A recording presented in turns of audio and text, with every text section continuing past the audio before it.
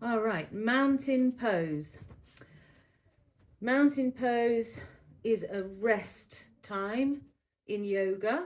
There's a few rest times during a yoga class, and this is the standing one.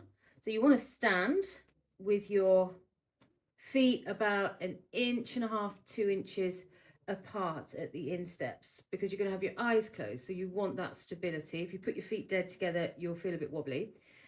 And the first thing is to lift and spread the toes.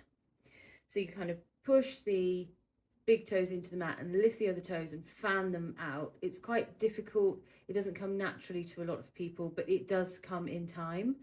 And I didn't used to be able to do it. It was like my brain didn't really connect into my toes to be able to move them like that, but now they do. And once you've got that nice spread in the toes and you're in some balancing postures especially, you can make a really good grip with your toes and it really helps with your balance. Anyway, mountain pose.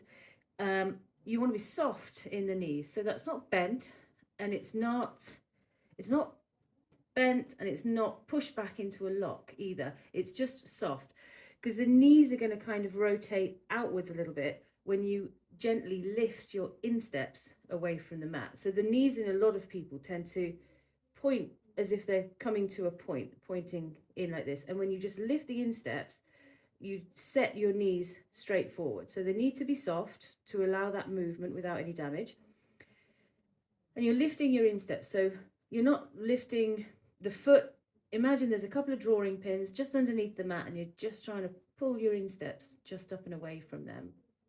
You can tip the tail under, little tilt with the pelvis, pull the abdomen up, soft and dropped with the shoulders, soft and dropped with the arms. Some people stand like this with the arms out here, whatever. I like to have my nice and loose and soft face.